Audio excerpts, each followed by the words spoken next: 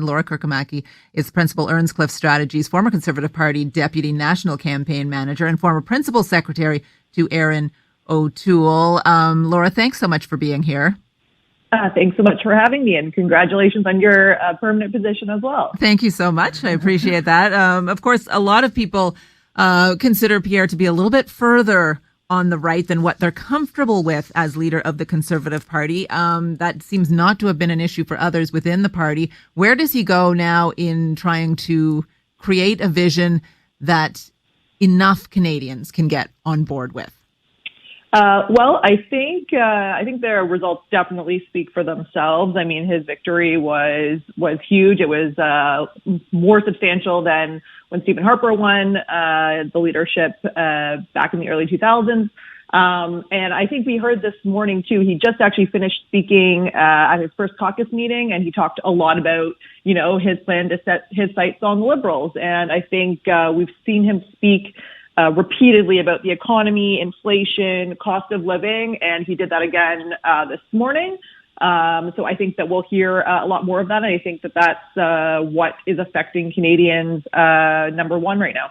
What do you think is the main, and I talked about this a little bit earlier, that he was my MP when he was very young, and that first time I met him on the doorstep, I thought, wow, there was an energy coming from him, that you felt like this was a guy that was wanting to get things done, that was very, very, ambitious. There was a charm to him, of course, but he was just sort of young and energetic, and you could kind of feel that. What was the main part of his appeal, or what is it about him that he has to maybe harness, or maybe get back to, even for people to sort of love and embrace? Yeah, it's funny you say that. I think he's, that same person. He, in all of, even the recent elections, if you've ever door knocked with him, he's running from door to door, going through multiple pairs of running shoes. His team is running from house to house too. So, and I think he's always sort of been that same hardworking guy, even in opposition. One sort of interesting thing that I think we'll see a lot more of, that we saw on election night and again this morning, watching his remarks at caucus, was his wife. I think she's a really great asset for him. She's trilingual. She's an immigrant. She's very appealing, and I think she really sort of softens the image. And it was their baby's birthday today, who is turning 1. So I think he saw a little bit of him this morning, even at the caucus meeting. So I think some of those softer parts of his life that have been there for a long time, but maybe he didn't highlight as much, on the front benches of the Conservative Party, sort of, grinding the Liberals' gears over all these years. But I think we'll start to see more of the family side of him, and more of his appeal, like you're saying, when he's at the doors just chatting with folks one-on-one. Is he extreme in your mind when people say he's Canada's version of Donald Trump, or that he's too closely aligned with some of the people involved in the convoy movement? Is that accurate in your mind?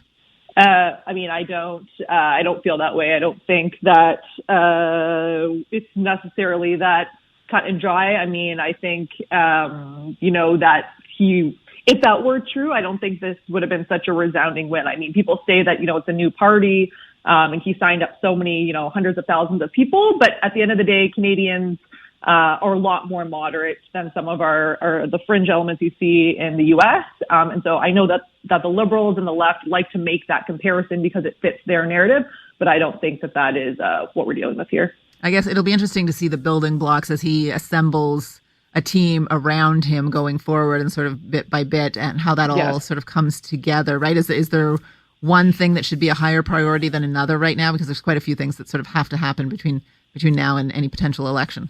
I think there's a couple of things that need to happen. Obviously, as you mentioned, the House is resuming next week. So there's a lot of sort of mechanical, technical things that need to happen, announcing a new shadow cabinet, announcing senior staff, as you mentioned, and all of that, has to happen in the next week or so. So I definitely don't envy him and some of the quick decisions that he's going to have to make to get his team ready.